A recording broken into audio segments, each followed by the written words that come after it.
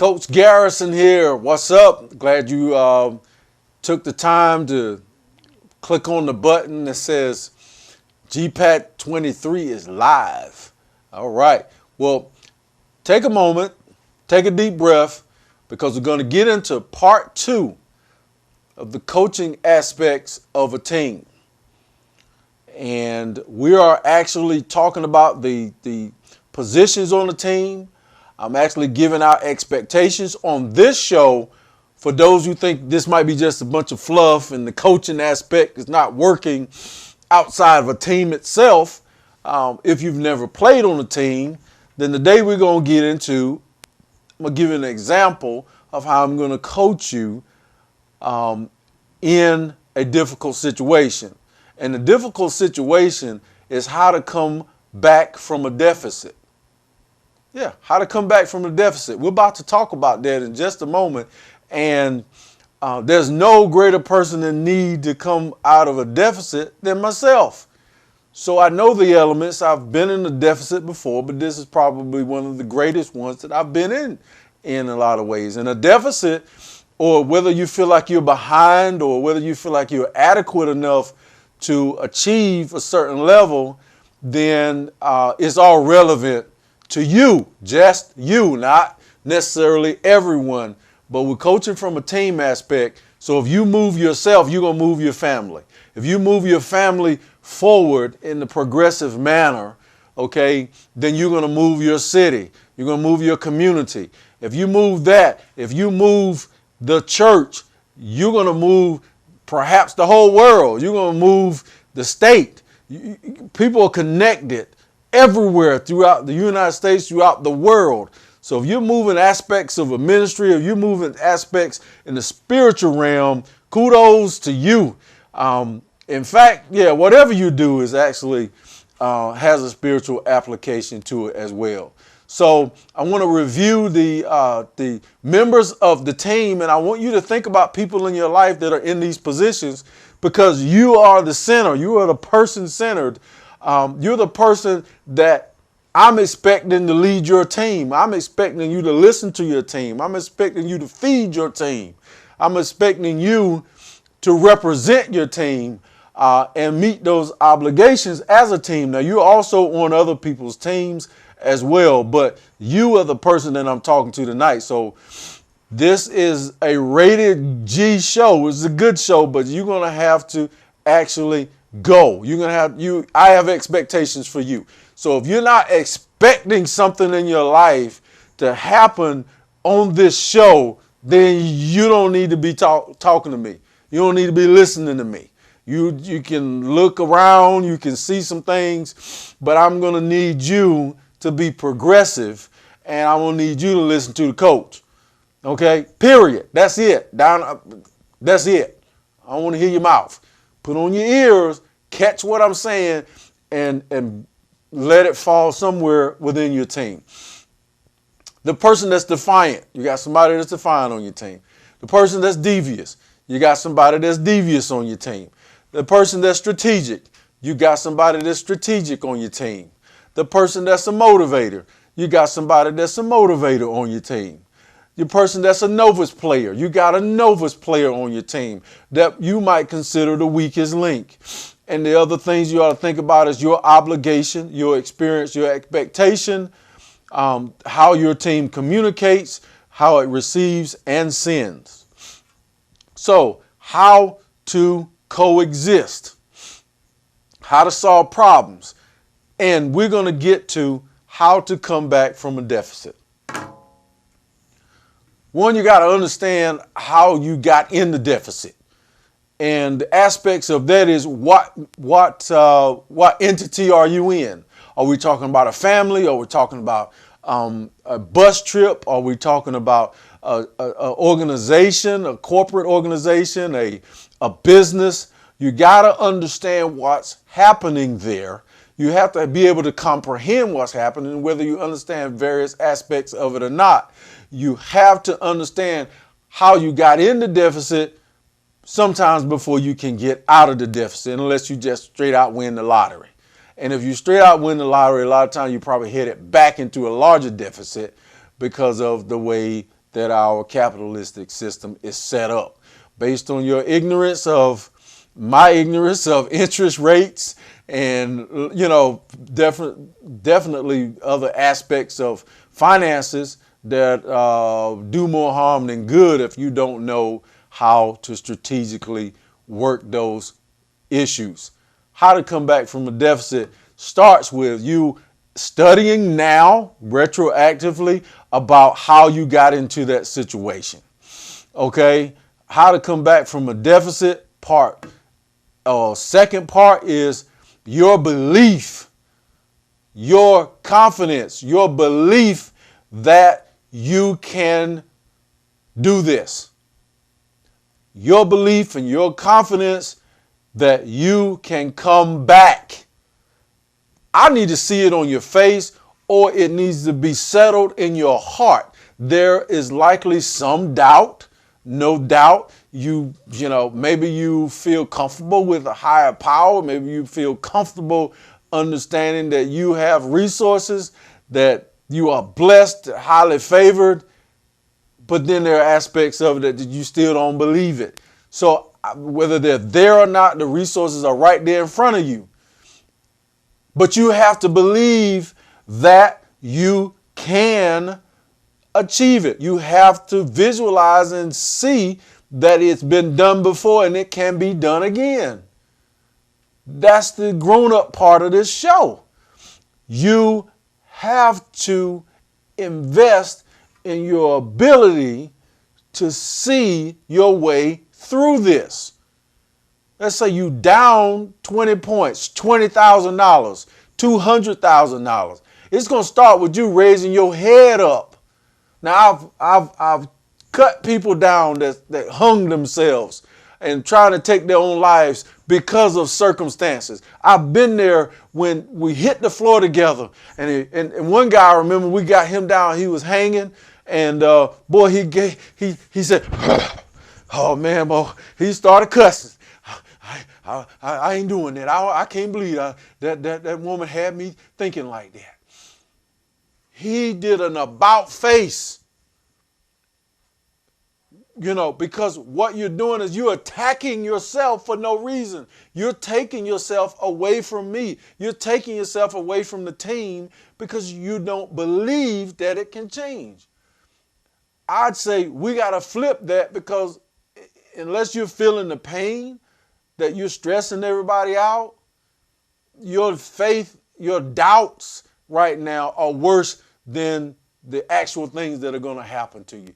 Poisoning your whole system. So you got to believe. I didn't mean to stay too long on that part of coming back from a deficit. The other part is you're going to have to work hard. You're going to have to work smart. You're going to have to work comprehensively in detail with a plan of action, with a schedule. I know you're good intuitively without planning in a lot of situations. Some of you can plan a wedding. Some of you can plan an event off the back of your hand, and some of you can build a house. You're not even a licensed contractor. But in this situation, a deficit calls for extreme measures. Extreme measures, extreme coordination of the team. Mother, father, sister, brother, friend, foe, even your enemies. Okay? In extreme measures in order to come back from this deficit. So if we were in a one-on-one session, who are your enemies? What are your strengths? What are your weaknesses? We will list them down on paper. What are you good at? What are you strong at? What have you done well in? What have you not done well at? We got a list. We got to make a long list right in front of us. What's been the most successful thing that you're proud of in your life? What's been the most thing that you are not so proud of in your life? So we got to get to the nitty gritty. Answer the question yourself. What's the most important thing in your life that you've been proud of? What's the worst thing you've done in your life that you hate that ever happened? So, and one of those aspects, the biggest mistake you made is your best teacher right now. So you probably won't be repeating that. You'll probably be learning from that. I told you there's some big boy, there's some big girl stuff I'm running at you now as far as coaching. It's coming back from a deficit. All this had to be done right now. We're in the locker room together, and you got to get your head straight because you got some big things that you got to accomplish, not starting tomorrow. Tomorrow's not promised. Tomorrow is not promised. Anyway, so you ain't have to think about suicide. You might not be here tomorrow anyway. I might not be here tomorrow. The earth might not be here tomorrow. So what you going to think about, forget about them suicidal, homicidal, they're the ones thinking about homicide. I can erase my problem. No body, no case. No, I'm thinking about you. You're not no cop-out in this situation if you're still watching me. You ain't copping out of nothing if you on my team. Okay? You ain't scared of the authorities in life. You're going to have to work with the authorities in your life. Don't be intimidated by my presence. Don't be intimidated by me spitting into your life. I got to live with myself. I got a whole lot of things that I consider inadequacies. Okay? So one of my inadequacies is not feeling adequate enough to share what you would. I can't even talk now. Let me wind myself back up. If one of my inadequacies is not feeling confident enough to talk with you. So I'm doing it more now. So let's go. I can't worry about myself. I got to do what I'm called to do. Okay? That's just it. That's the bottom line. So coming back from a deficit is a mindful thing. It's a thinking thing. And once I see it in your eyes, you can look at an animal. If an animal detects fear, then they're going to be like, you're a threat. So you can't be weak in every aspect. You are strong, and it can be by design because you're on the Coach Garrison show. You're with me. And I'm not trying to instill a false sense of security. You are the answer to your issues. Just let's believe, sit to the table with me, and we can get some things done. But you have to be honest with yourself about your strengths and about your weaknesses because you're not supposed to be good at everything. You're not supposed to be good at everything. All right. So now, the last aspect about coming back from a deficit is when you can count. Count. Stop telling our children and allowing them to say, I hate math. Everything is being measured. You may boy, I'm losing my words. You may be better than you think you are. You're just comparing the numbers to the wrong aspect of your life. You might not be using the data right. The algorithms that monitor and that will measure this show, 23 views, 100,000 views, whatever. That doesn't mean that this material is any less or more important than it is to one viewer. Okay? So you have to start being able to realize how powerful numbers are. Everything in your house is measured equality, equally in order to create structures. Some structures are built sideways. Some structures are built without a pattern. But even our bodies are symmetrical. Most of us have 2 hands, 5 fingers, 2 eyes. Get it? Symmetrics.